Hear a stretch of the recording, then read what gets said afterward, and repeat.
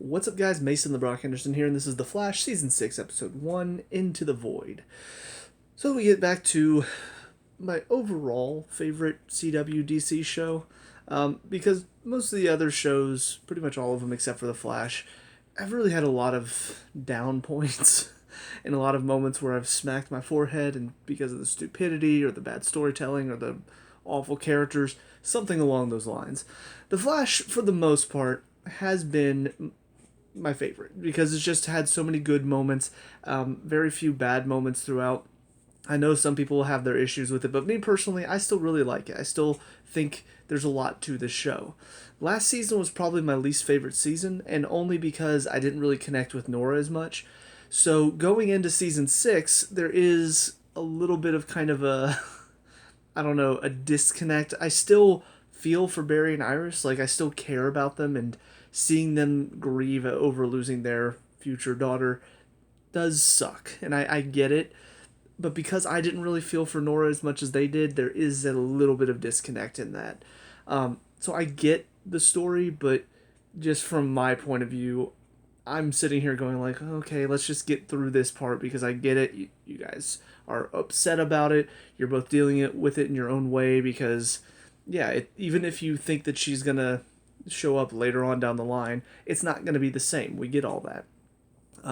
So all of the Nora-driven parts in this episode didn't really connect with me personally, but they were still not bad. It's just I just didn't like Nora, so that's my own personal opinion on it. The stuff with Killer Frost, interesting enough. You know, it is kind of a topic for discussion. Like, what do you do if you have this other, basically, personality inside of you? Like, do you let it out? Do you let her take control for a little bit, or do you say no? This is my body. I don't know. It's obviously not something that has real life implications because most of the time, if people have more than one personality, we call that multiple personality disorder. It's a mental thing. This is actually, in a superhero show, it's more of a real thing where there's literally another person inside of her. So it's kind of an interesting thing to think about. What if that were possible? What would you do? Would you allow that person to have their moments where she could just come out and party and have fun and live her own life? So I do wonder if at any point if they're gonna start looking to maybe, I guess, get Killer Frost out of her and maybe get her own body, so that way it's kind of a Sora Roxas type of feel, you know, where basically Sora felt so bad because Roxas was just basically inside of him the whole time and he didn't have his own life, but he did have his own memories and his own feelings, so he's like, no, you're your own person too. So it's kind of the same thing that I'm feeling here. So I'll be really curious to see what they decide to do with Killer Frost's story this season. If they take that any further, or if this is just going to be something that sort of pops up every now and then, where we start to see Killer Frost a bit more than we see Caitlin. I don't know. We'll see. The main story for this one is okay. You know, this guy apparently he touches this black hole, and so then part of his brain gets stuck inside of it, and so now he's controlling the black hole, and it's constantly getting bigger, and then they stop it at the end.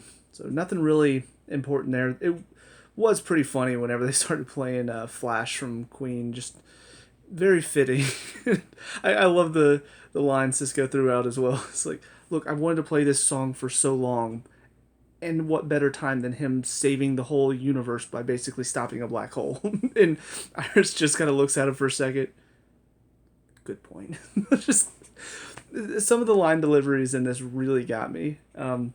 Honestly, when Ralph showed up again, because he wasn't here for like the first half of the episode, and then he shows up, and suddenly it just gets a lot funnier. Like him and Cisco talking, the yacht line. Did you guys know it was pronounced yacht and not yacht? Caitlin, yes, Cisco, I missed you. Perfect. But yeah, so a lot of good setup there, a lot of good funny moments between the team. I don't know if this missing person case that Ralph was on is going to have anything to do with the rest of the season. It seems like the main story for this season is going to have something to do. Obviously, the crisis is going to be the big talking point because obviously this is supposed to be where Barry dies and sacrifices himself, and that's what saves all of the universes. So, of course, because Barry doesn't end up I'm pretty sure, the Flash is still going on, so I'm pretty sure Barry is still around. So I don't know how they're going to get out of this. I do know, obviously, this is Arrow's last season, and there's a lot of talk that Oliver's going to be gone. So it seems more like they're setting up that Oliver may take the place of Barry and sacrificing himself, but I don't know how that would work, because it seems specifically like Barry has to sacrifice himself to save the world. So I feel like there's going to be a lot of setup to that, but there's also this other guy, Ramsey, I think is his name, and kind of an interesting setup for him. Apparently, I wasn't really sure what they were going for at first, because at first it seemed like maybe they were just introducing him as a possible love connection for Caitlin. But then whenever he starts talking about his mom, the coffee date with her, and it's just like she was a coward, I'm just like, oh no, he's gonna be a villain, isn't he? And sure enough, apparently trying to experiment with dark matter, trying to figure out how to use that to essentially reverse what condition his mom had, because he has it as well.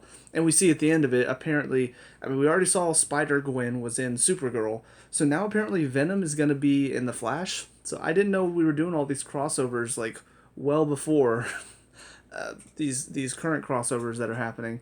But it certainly looked like Venom. I mean, just like this black gooey stuff started forming on his arm, and I'm just like, okay, are you guys trying to rip off Venom, or is this going to be something completely different? But it certainly looks, for the moment, like a Venom thing. But I don't know. I don't know what to expect from it. I feel like he's going to be, though, kind of the main villain probably for this season, unless there's something else going on in the background that we don't know about. Yeah, I mean, for a first episode, had some good laughs, had some good story moments, good character moments as well. So all in all, I'm certainly looking forward to seeing what this season is going to bring.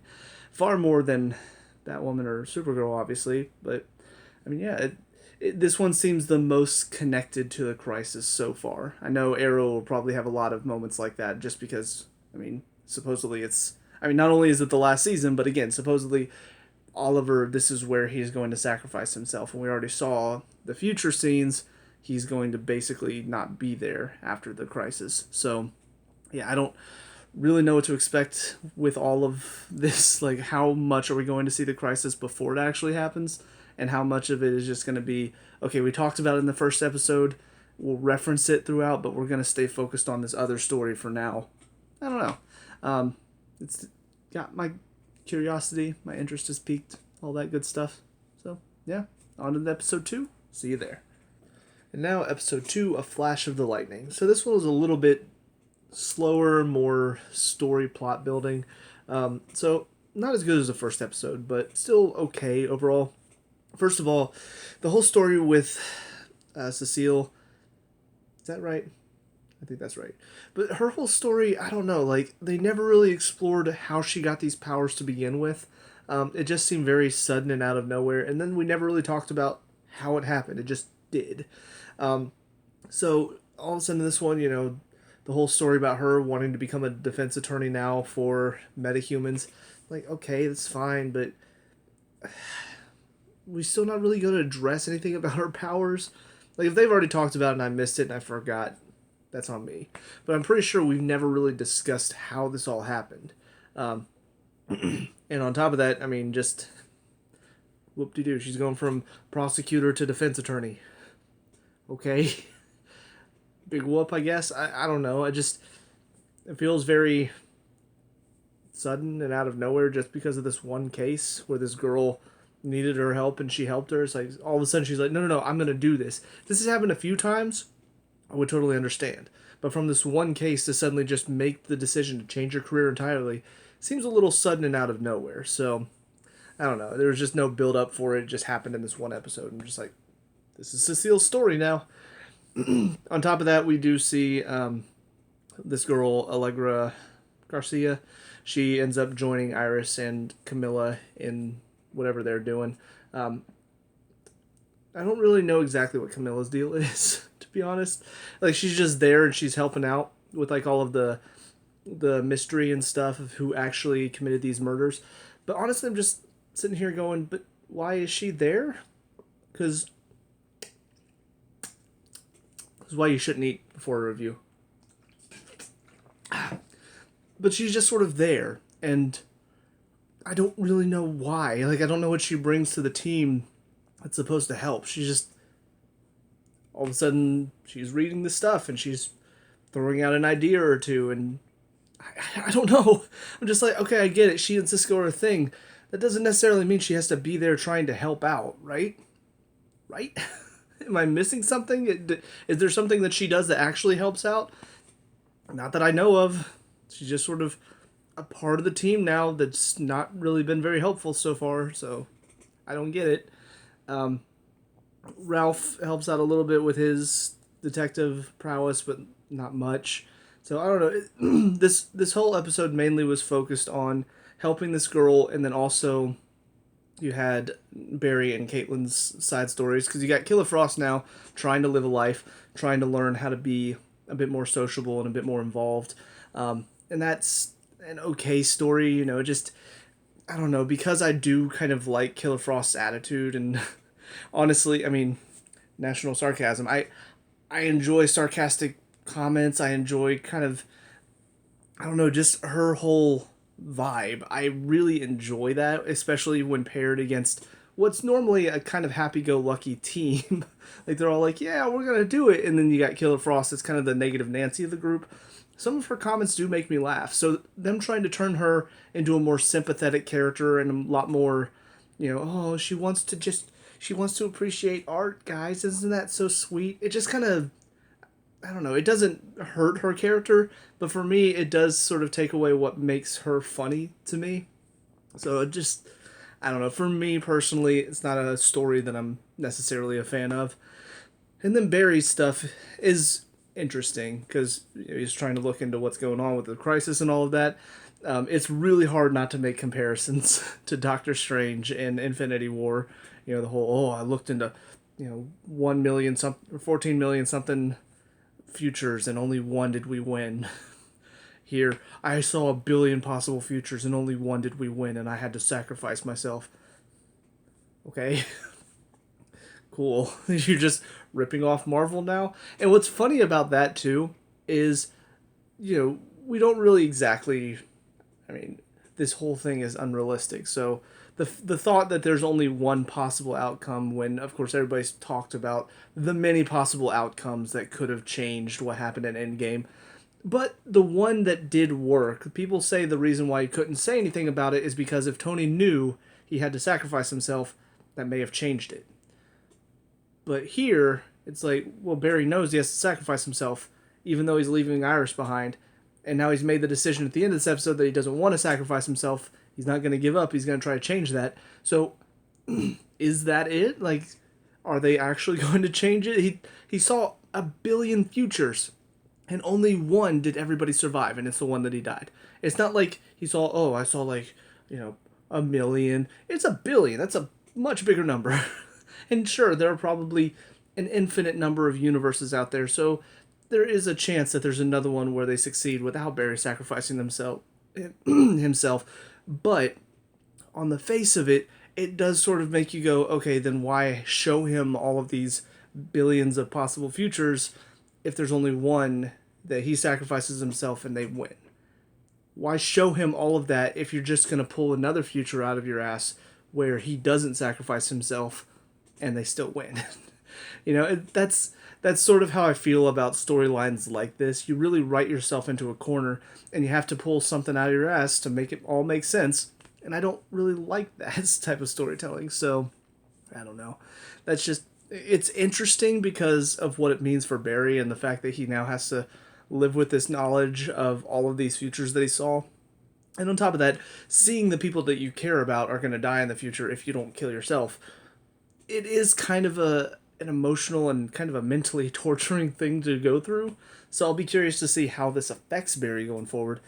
But as far as a storytelling gimmick, I'm just not a fan of it. Especially because I feel like they've already done it in, again, in Infinity War and in Endgame. They did this storyline. They did this whole like, there's only one where we win. They're doing the same thing here. It just kind of feels like you're sort of ripping that off. And I'm pretty sure Infinity War came out before this did. Maybe. Actually, I have it right here. I realized my lighting just went away. It's because I pulled up a different screen on my laptop. Um, so it's October 2019, and Infinity War came out. Yeah, it came out a whole year before this. So essentially, you've just ripped off this storyline from Marvel. That really sort of, it's hard to ignore. You know, I've already made the jokes about how there's a Spider Gwen in in Supergirl, and then you've got this guy who shoots this black goo out of him, and it looks symbiotic. And I'm just like, you're already doing all this stuff that feels like you're ripping off Marvel, and now all of a sudden you're gonna throw this plot line in. It feels very forced, and it feels kind of like, oh, we're doing it too because we're awesome. See, we're doing it better because he didn't just see, a few million. He saw a billion. We're better than them. They're gonna overcome this, and they're not gonna do that one, even though it was one in a billion. They're still gonna find a way to do it because they're awesome. We're great storytellers. That's just kind of where I am right now with it. But we'll see how it goes. On to the third of these 3 episodes. See you there. And now, episode 3, Dead Man Running. So Ramsey's story in this one does get a little bit more interesting just because of the connection he seems to form with Barry by the end of it, where he sees that Barry is practically a dead man walking. Or, I mean, obviously, as the title suggests, a dead man running. So he makes that connection with him, but he sees that Barry, unlike his mom, he felt like his mom just sort of gave up and just accepted death, so she just went on, oh, I'm just going to go do everything on my bucket list, whereas he sees Barry is going to do as much as he can with what little time he has left. So almost more of a go down swinging type of thing, which is what he wanted from his mom. So kind of an interesting little connection there. And, I mean, his story in general, it is interesting to me. Just the whole idea that he feels like he can cure himself, but he needs to do all this dangerous stuff. He needs to experiment with dangerous materials, basically, to cure himself. The only thing that's getting me is, again, just how much this dark matter that's infused in him, it just reminds me of Venom. I keep waiting for the stuff to start talking to him. Just like, hello, Ramsey. I'm going to eat everyone in the city. It just looks so much like Venom to me that it's kind of off-putting. And again, I mean, even the storyline, they're talking about it again in this one, but just the whole, he saw so many possible futures and only one did they win, and it's the one where he had to sacrifice himself. It just reminds me of Endgame. So they're just pulling these storylines from popular Marvel stuff, and well, I guess Venom's not really Marvel, it's Sony, but still, you're pulling this stuff from other IPs, and it's not really, I don't know, like, I'm not really involved in the story because it keeps pulling me out of it, Every time I see it, or every time they talk about it, I'm like, oh, well, like Venom, or oh, like Endgame. That's just where I am right now, and maybe they'll do something different with it, which will help me disassociate the two. Like, if the dark matter in Ramsey doesn't start talking to him, then I guess that's a little bit different. They just, I don't know, the fact that he's been infused with this black goo, and it seems to be living, and he can control it, and, like, it comes out of him in, like, tendrils almost looking. Ugh. I don't know, just, it really it puts me off, basically. Again, it just pulls me out of the immersion into the show. Aside from that, seeing Barry kind of work a bit more with Killer Frost in this one and try to basically prepare her for the worst, and even, at the end, whenever he's talking to them, all of them, and basically telling them the truth, I'm glad that they decided to do that by the end of this episode, because I was really worried this was going to be something that was going to last for a few episodes, where they're hiding the truth that Barry is supposed to die for Crisis to basically not happen. I was worried this was going to last a little while, and we're going to be sitting here going, okay, can we just get on with it, please? Because, yes, he doesn't want to tell him because he's worried they won't be able to accept it, but then they're worried because something's wrong with him very clearly, and he's acting like when Killer Frost blows the guy out the window. He's all like, "Oh, you can't be doing that. You only got 7 weeks to figure this out."